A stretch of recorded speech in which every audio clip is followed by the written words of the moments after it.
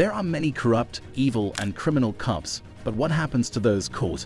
These 4 cops recognized they were heading to jail, starting with Tyler Moody, who will get the shock of his life in the interview room. Have you offered your resignation or not? If I can keep my job, then no.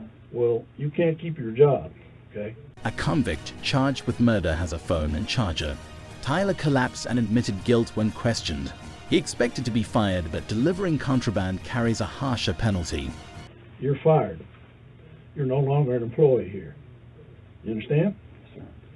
You've betrayed the trust of every citizen that we have the privilege to serve, and you've betrayed the trust of the brave and selfless men and women that you've worked alongside for nearly 3 years.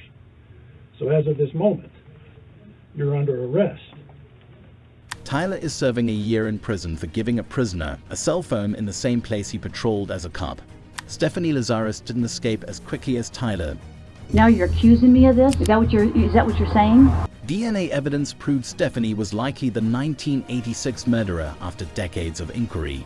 Due to the high stakes, the investigators carefully planned this interview. Stephanie was an accomplished investigator who had garnered praise for her theft casework. Thus, the detectives brought her in because she needed case assistance.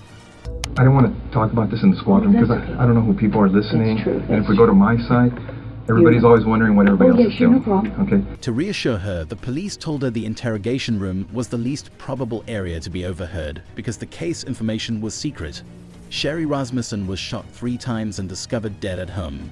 Police assumed a botched burglary caused the murder, but they couldn't identify the suspect. After 23 years, detectives unearthed evidence that led them to Stephanie, a girl in a love triangle with Sherry and her husband, John Rutten. So the investigators mentioned John to see how she reacted. Friends, close friends? Yeah, we're very close friends. Yeah. I mean, what's this all about? It's a case we're working on and it involves John, and in there's notes and stuff that he knew you and stuff. Oh yeah, I mean, we were good friends. Lived in the dorms for 2 years. Was there ever any relationship or anything that developed between you guys? Yeah, I mean, we dated. You know, I mean, what's this all about? Well, it's relating to his wife. The investigators and Stephanie have tried to act friendly and comfortable, but Stephanie is getting concerned. Despite the detective's plausible justification, she is presently in an interrogation room with 2 detectives regarding a girl she allegedly murdered 20 years ago. Her respiration is rapid, her language is more defensive, and her movements are unpredictable. And you're right. I mean, if you guys are claiming that I'm a suspect, then, you know, I got a problem with that. Okay. Okay? So, you know, if you're doing this as an interrogation, you're saying, hey, I'm a suspect. Well, now I got a problem with, you know, now you're accusing me of this? Is that what you're saying? Obviously, you know about all the DNA stuff and things of the nature that, you know, gets done on cases nowadays. You know, if we asked you for a DNA swab, would you be willing to give us one? Maybe. Because now Because I'm thinking I probably need to talk to a lawyer. Stephanie donates DNA in hopes of being cleared. Unfortunately, 5 minutes later, the investigators believe they've heard enough and arrested her. The jury decided months later, after a lengthy trial. We, the jury, in the above entitled action, find the defendant, Stephanie Eileen Lazarus, guilty of the crime of murder of Sherry Rasmussen. We further find the murder was of the first degree.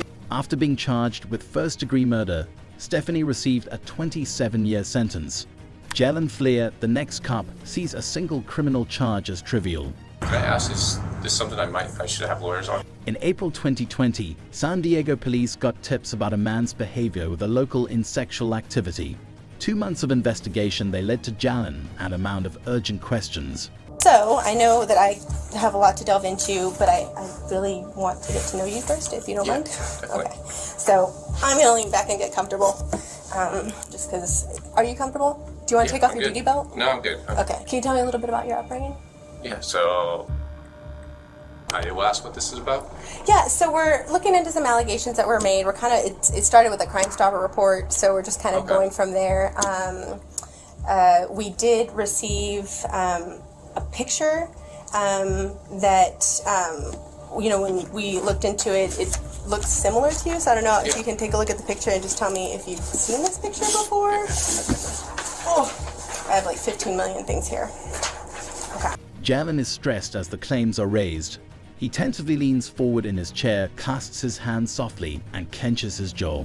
He's worried about what's coming. Detectives have stated that he is not in detention and can go anytime. She's trying to soothe him with a cheery, welcoming demeanor. How old were you when it was taken? I don't know, 20? 20? Okay, cool. That makes it very easy. So as far as like the picture, so this photo came up in connection with some allegations about you communicating with a younger female on Snapchat. Okay. Can I ask, is this something I should have lawyers on? Jalen appears anxious. His chair sways, and he answers more privately. This strain is nothing compared to the closed-off investigator who will put on him. So, this, like I said, this photo was sent to this person, so they were in possession of it, and we can't find any connection or reason why this photo would end up with this particular person if it wasn't shared by someone you may know or yourself. I agree, yeah. My wife wouldn't have done that, so I don't know why she would share that, so. Well, along with the photo came some additional information about your personal life. Okay. And based on some of the information you shared with me today, it seems to add up. The account that posted the photo and information was G178,211, which seems random until you understand that 17 was his college baseball jersey number, 82 was his high school jersey number, and 2011 was his graduation year. A J enemy would graduate. Our investigation if they ran this account. Jay, I'll be very honest, I want to know the truth. Yeah, no, I never even heard of that account. Okay. Have you ever shared any images of your with anyone? Yeah. Okay. And how many times would you say you've done that? A lot. Did you ever share any videos of you having with anyone? With anyone? No. I've always had personal videos of me and my wife. That was it. And my ex actually had one. But Jalen concludes that he's answered enough investigator inquiries and requests a lawyer. Unfortunately, the police swiftly issued a search warrant to grab his DNA, phone, and automobile. Jalen brought himself in a few weeks after the police gathered evidence against him. Jalen faced 20 counts, including indecent actions with Later, Heen under 14, soliciting to children under 16, and with a child under 16. He received a 12-year sentence months later, but Daniel Holtzclaw's actions dwarf this disdain-acting act. We have no misunderstanding because, and maybe I didn't key in on some things. I want you turn in your activity card, walk me through it all again. Turn in my activity card, I leave out station, turn off my computer, done for the night, head left to go westbound on 50th from Prospect. About a block down, I see a Grand Prix in the outside lane. I was in the inside lane. Directly in front of me, car swerved. At that time, I kind of fall behind of it. Lincoln, I didn't want to light it up at the stop sign, so I waited till it go forward and just lit it up just to the west. And then that's when I made the traffic stop. Daniel describes that night. He didn't mention the stop, dispatch run, driving records check, or that he logged on for the night, police claimed. Daniel claims that everything happened so fast that he forgot to do it and shut down traffic. Daniel seemed to be specific while recounting this evening. He leaves lengthy gaps between phrases and needs to speak more clearly. Cases without video or photo evidence are nearly impossible to convict.